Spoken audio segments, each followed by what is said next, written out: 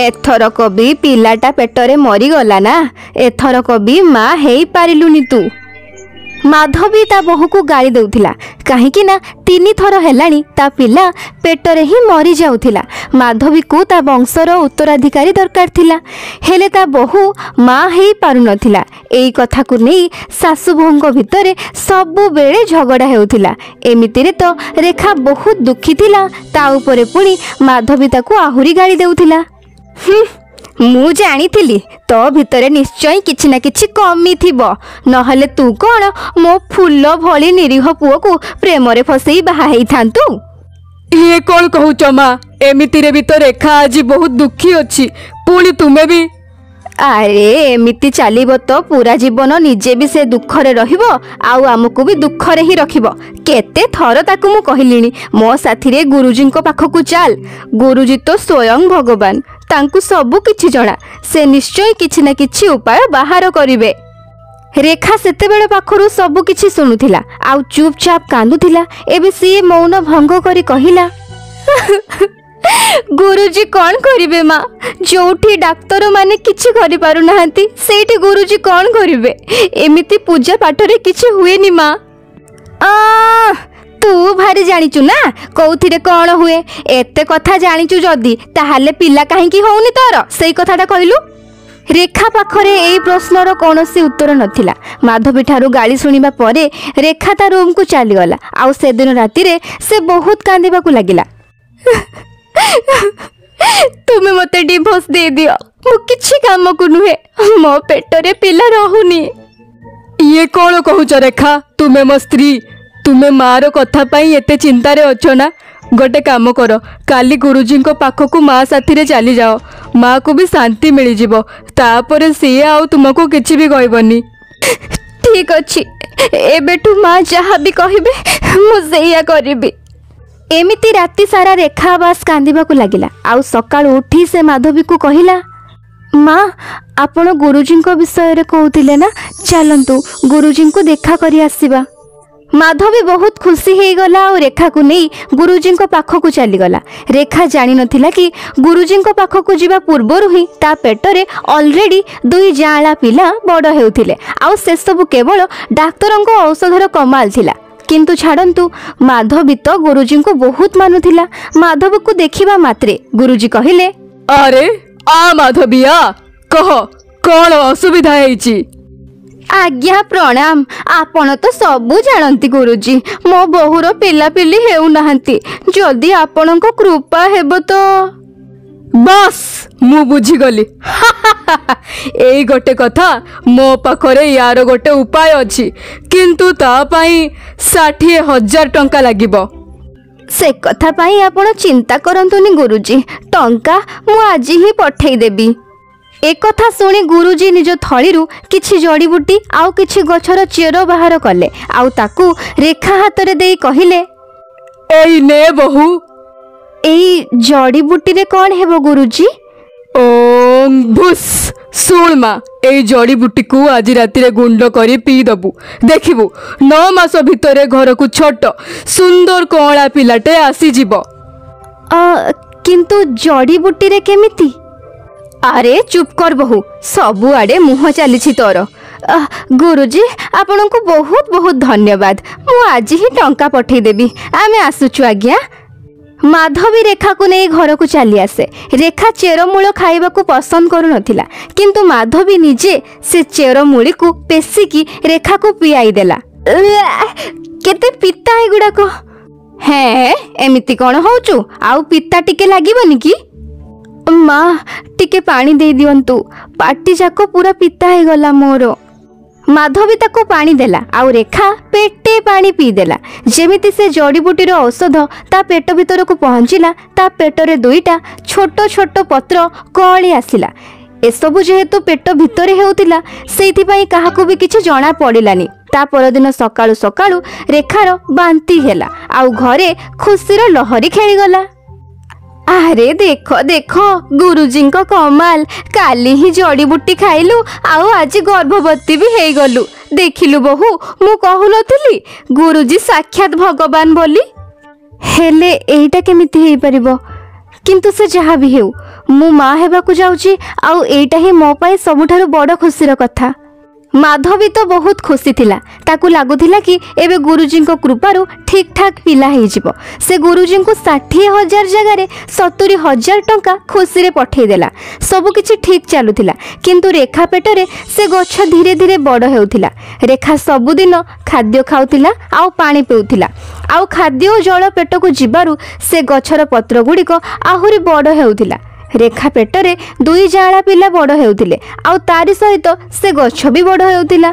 किछि दिन रे 2टी पत्ररू आहुरी अधिक पत्र कळिबाकू लागिला। ता पेटरे जंत्रणा हेबाकू लागिला। सुनो पेटरे बहुत जंत्रणा हेउची। एमिति लागुची जेमिति मो पेट ही फाटी जिवो। चलो रेखा मु तुमको हॉस्पिटल को नहीं जीवी। अरे किछि दरकार नहीं। एते दिनरू हॉस्पिटल ही तो जाउथिला। किछि लाभ हैला कि पेटरे पिला अछि सेति पई जंत्रणा हेउची। एतिकी जंत्रणा तो हबो ना। टिके कष्ट न सहिले माँ केमिति हबु तू। माधवी हॉस्पिटल को जीवाको देलानी। सेते बेले हॉस्पिटल जाइथिले हुए तो जना पड़ी जाइथांता कि पेटरे पिला सहित गोटे गछ भी बड़ हेउची आउ से पिला जड़ी बूटी पई आसीनी बरंग डाक्तरंको औषध पई ही आसीची। किंतु माधवी गुरुजींकर बहुत बड़ भक्त थिला। से एते बड़ भक्त थिला कि भक्ति रे से अंध होई जाइथिला। एमिति ही दिन बीतीबाकू लागिला। रेखार पेट दरज आहुरी आहुरी बढ़िबाकू लागिला किंतु माधवी जोगु से हॉस्पिटल जाई लानी। एमिति ही 7 मास बीतीगला। रेखा पेटरे से गछ बहुत बड़ हो गला आउ से दिन राति रे रेखार जंत्रणा चरम सीमा रे पहुंची गला। मु कष्ट रे मरी जीवी। जीवन चिंतारे पड़गला आउ सेतिकी बेले गोटे अति अजब घटना घटिला। रेखार देहरु गछर डाल गुड़िक बाहरिबाकू लागिला आउ ताठारु भी अजब कथा एइटा थिला जे से गछर डाल रे 2 छोट छोट पिला झुली रहिथिले। अरे अरे ये सब कोन होउची के जानी माँ एबे तो याकू हॉस्पिटल नहीं जीवाकू दियो। जीवन सांगे सांगे रेखा को नहीं हॉस्पिटल को गला आउ इमरजेंसी रे एडमिट करे देला। सांगे सांगे तार ऑपरेशन हैला आउ गछ डालरू 2 पिलांकु अलगा करा गला। घंटाए परे रेखार होश फेरिला। डॉक्टर मो पिला माने कहंती से माने ठीक अछंती ना। हाँ पिला माने ठीक अछंती किंतु आपणक पेटरू गछ कोठू आसिला किछि उल्टा सीधा खाई दिथिली कि आपण। सेतिकी बेले रेखा सबु कथा कहिला। गुरुजी आउ जड़ीबूटी विषय रे सुनी डाक्टर बाबू रागी गले। सेठारे जीवन आउ माधवी मध्य छिड़ा होइथिले।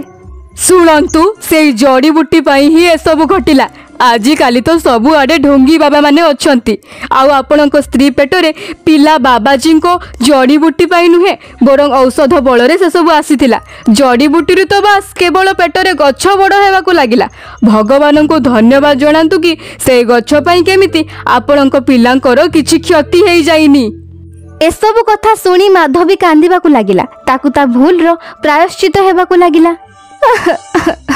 मते क्षमा करिदे बहु मु अंधविश्वासी थिली मते क्षमा करिदे। रेखार पिला माने 7 मासरे जन्म होई जाइथिबारु टिके कमजोर थिले किंतु औषध खाइबा परे से माने एबे हृष्टपुष्ट होई गले। माधवी गुरुजी को ना रे पुलिस स्टेशन रे कंप्लेंट करिदेला आउ गुरुजी को अरेस्ट करि निया गला। आउ ता परठारु रेखा तार 2 कळा पिलांक सह खुशी रे रहिबाकू लागिला।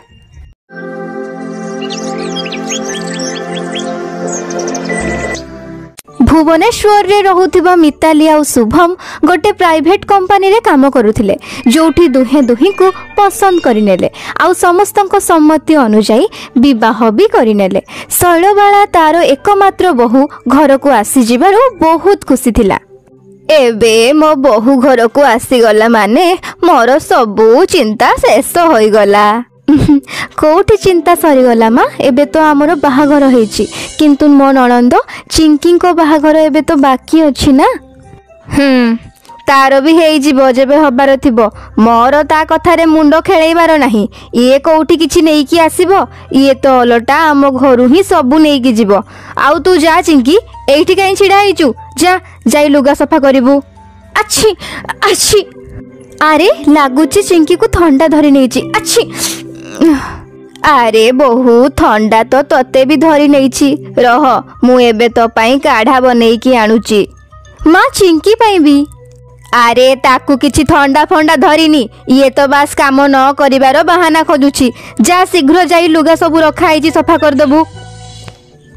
ହେଲେ ମା ମୋ ନଣନ୍ଦଙ୍କ ସହ ଏମିତି ଭେଦଭାବ କାହିଁକି କରୁଛନ୍ତି? ହେଇପାରେ ବାହାଘର କାମ ପାଇଁ ସେ ଥକି ଯାଇଥିବେ, ସେଇଥିପାଇଁ ସେ ଏମିତି ଚିଡ଼ଚିଡ଼ା ହେଇଯାଇଛନ୍ତି। ନିଜ ଶାଶୁ ଯିବା ପରେ ମିତାଲି ସେ କାଢ଼ା ନେଇ ନିଜ ନଣନ୍ଦର ରୁମ୍କୁ ଯାଏ, ଯୋଉଠି ଥଣ୍ଡା ପାଣିରେ ଲୁଗା ସଫା କରିବା କାରଣରୁ ଚିଙ୍କିର ଥଣ୍ଡା ବଢ଼ି ଯାଇଥିଲା ଆଉ ସେ ଲଗାତାର ଛିଙ୍କିବାକୁ ଲାଗିଥିଲା। ବାସ୍ ବାସ୍ ଚିଙ୍କି ଆଉ କେତେ ଛିଙ୍କିବ? ଏଇ ନିଅ କାଢ଼ା ପିଇ ଦିଅ। ହେଲେ ଭାଉଜ ଏ କାଢ଼ା ତ ତୁମର ନା, ତ ତୁମେ ହିଁ ପିଇ ଦିଅ। ଆରେ ତୁମେ ତ ଛୋଟ ପିଲାଙ୍କ ଭଳି ଜିଦ୍ କରୁଛ, ପିଇ ଦିଅ କହିଲି ନା। ଆଉ ତୁମେ ତ ମା ଭଳି ଜିଦ୍ କରୁଛ। ହଁ ତ ଭାଉଜ ମାନେ ବି ତ ମା ସମାନ ହେଇଥାନ୍ତି ନା। ଚାଲ ଏବେ ଚୁପଚାପ ପିଇ ନିଅ। Very good girl. ହଉ ଏବେ ତୁମେ ଆରାମ କର, ମୁଁ ଯାଉଛି, ତୁମ ଭାଇ ମୋର ଅପେକ୍ଷା କରିଥିବେ। ନିଜ ଭାଉଜର ସ୍ନେହ ପାଇ ଚିଙ୍କି ବହୁତ ଖୁସି ହୁଏ। ପୁଣି ତା ପରଦିନ ମିତାଲି ସକାଳୁ ଶୀଘ୍ର ଉଠି ଗାଧେଇ ଫାଧେଇ ପୂଜା କରେ ଆଉ ତାପରେ ସମସ୍ତଙ୍କ ପାଇଁ ଖାଇବା ବନାଏ। ଖାଇବାର ବାସ୍ନା ଶୁଙ୍ଘି ଶୈଳବାଳା ରୋଷେଇ ଘରକୁ ଟାଣି ହେଇ ଚାଲି ଆସେ। ଆରେ ବାଃ, ରୋଷେଇ ଘରୁ ତ ବଢ଼ିଆ ମହକ ଆସୁଛି। ଆଚ୍ଛା ଆଜି ମୋ ବୋହୁ କ'ଣ ବନେଇଛି? ମା କ୍ଷୀରି, ପୁରୀ ଆଉ ତରକାରୀ, ମିଠାରେ ଗୋଲାପ ଜାମୁନ ବି ବନେଇଛି। ଆପଣମାନେ ଟେବୁଲରେ ବସନ୍ତୁ, ମୁଁ ବାଢ଼ି ଦଉଛି। ହଁ ହଁ ବୋହୁ, ମୋ ପାଟିକୁ ଲାଳ ଆସିଗଲାଣି, ତୁ ଶୀଘ୍ର ନେଇଆ ବାସ୍। ମିତାଲି ସମସ୍ତଙ୍କୁ ଖାଇବା ବାଢ଼ି ଦିଏ। ସମସ୍ତଙ୍କୁ ତା ହାତର ଖାଇବା ବହୁତ ପସନ୍ଦ ଆସେ। ଚିଙ୍କିକୁ ତ ସବୁଠାରୁ ଅଧିକ। ସେ ମିତାଲିକୁ ଆହୁରି ଖାଇବା ମାଗେ। ଭାଉଜ ବହୁତ ବଢ଼ିଆ ଲାଗୁଛି ସବୁ, ମତେ ଆଉ ଟିକେ ଦବ? ବାସ୍ ବାସ୍, ଆଉ କେତେ ଠୁସିବୁ? ମୁଁ ଆଉ ଶୁଭମ ବି ତ ଖାଇବୁ, ଆଉ ତ ଭାଉଜ କ'ଣ ଖାଇବ? ଆଉ କ'ଣ, ମତେ ବି ଆହୁରି ଦରକାର। ଏ ଖାଉରିର ତ କେବେ ବି ପେଟ ହିଁ ପୁରେନି। ଆରେ ଥାଉ ନା, ଠିକ ଅଛି, ଚିଙ୍କିକୁ ଖାଇବାକୁ ଦିଅ। ଖାଇବା ଆହୁରି ସମସ୍ତଙ୍କ ପାଇଁ ବହୁତ ଅଛି। ଠିକ ଅଛି ବୋହୁ, ଅଳ୍ପ ଆଣି ଏ ହାଣ୍ଡି ଖାଇକୁ ଦେଇଦେ, କିନ୍ତୁ ତାପରେ ସବୁ ବାସନ ଧୋଇବୁ, ବୁଝିଲୁ? ହେଲେ ମା, ଚିଙ୍କିକୁ ଏସବୁ ଏବେ କରିବା କ'ଣ ଦରକାର? ଏବେ ତ ମୁଁ ଆସିଗଲିଣି ନା, ମୁଁ ସବୁ କାମ କରିନେବି। ଆରେ ନାଇଁ ବୋହୁ, ୟାକୁ ବେଶୀ ଢିଲା ଛାଡ଼ିଲେ ଇଏ ହାତରୁ ଖସିଯିବ। ଇଏ ପର ଘରିଟା, କାଲି ଆଉ କାହା ଘରକୁ ବି ତ ଯିବ ନା। କିଛି କଥା ନାହିଁ ଭାଉଜ, ମୁଁ କରିନେବି। ଚିଙ୍କି ଖାଇବା ପରେ ସମସ୍ତଙ୍କର ଅଇଁଠା ବାସନ ଧୋଇବାକୁ ଲାଗେ। ଥଣ୍ଡା ପାଣିରେ ବାସନ ଧୋଇବା ଯୋଗୁଁ ତାର ଥଣ୍ଡା ଜ୍ୱର ଆହୁରି ବଢ଼ିଯାଏ ଆଉ ସେ ଥରିବାକୁ ଲାଗେ। ସେ ତା ମାକୁ ଯାଇ ରୁମ୍ ହିଟରରେ ବସିବା କଥା କହେ ତ ତା ମା ଗାଳି ଦେଇ କହେ, ଚାଲ ଯା ଏଠୁ, କିଛି ହିଟର ଫିଟର ଅନ୍ କରାହବନି, ଚୁପଚାପ ମୋ ପାଇଁ ଚାହା ବନେଇକି ନେଇଆ। କାମ କରୁ କରୁ ହାତ ଆପେ ଗରମ ହେଇଯିବ। ଭାରି ଆସିଗଲା ହିଟରରେ ବସିଲା ବାଲି। ମା, କମ ସେ କମ ଏବେ ତ ମୋ ସାଥିରେ ଭଲରେ କଥା ହୁଅ ନା। ଭାଉଜଙ୍କ ସାମ୍ନାରେ ବି ତୁମେ ମତେ ମନ ଇଚ୍ଛା କଥା ଶୁଣାଅ। କେବେଠୁ ମୁଁ ତୁମ ସ୍ନେହ ମମତା ପାଇଁ ଝୁରୁଛି। ମୁଁ ତୁମର ସବୁ କଥା ମାନେ, ତଥାପି ତୁମେ ମତେ ଖାଲି ଗାଳି କର। ପଡ଼ା ମୁହିଁ, ତୁ ସ୍ନେହ ମମତା ପାଇବାର ଯୋଗ୍ୟ ନୁହେଁ, ବୁଝିଲୁ? ଏମିତି ହିଁ ସମୟ ବିତିବାକୁ ଲାଗେ। ଦିନେ ଚିଙ୍କି ତା ମାକୁ ଗୋଟେ ନୂଆ ଡ୍ରେସ୍ କିଣିଦେବାକୁ କହେ, କିନ୍ତୁ ତା ମା ତାକୁ ଗାଳି ଦେଇ ମନା କରିଦିଏ। ତାପରେ ମିତାଲି ତା ପାଇଁ ମାର୍କେଟରୁ ଡ୍ରେସ୍ ନେଇ ଆସେ ଆଉ ତାକୁ ଦଉ ଦଉ କହେ, ଏଇ ନିଅ ଚିଙ୍କି, ଏଇ ଡ୍ରେସ୍ଟା ତୁମେ ରଖିନିଅ। ମୁଁ ଥରେ ବି ପିନ୍ଧିନି ଆଉ ମତେ ହବ ବି ନାହିଁ, ତେଣୁ ତୁମେ ଏଇଟା ନେଇଯାଅ। थैंक यू सो मच भाउज, तुमे बहुत भल। चिंकी जो भल पाइबार आशा ता माँ ठारू करुथिला, सेई भल पाइबा ताकू ता भाउज देला। ता भाउज केतेबेले ताकू खाइबा जिनिस दिए तो केतेबेले ता पई नुआ जता नहले चूड़ी गहना आनी दिए। शैलबाला एसबु कथा पई केते थर मिताली को मना करिछि, किंतु मिताली ता सासु कथा सुनेनी आउ ता नणंदर पूरा ध्यान रखे।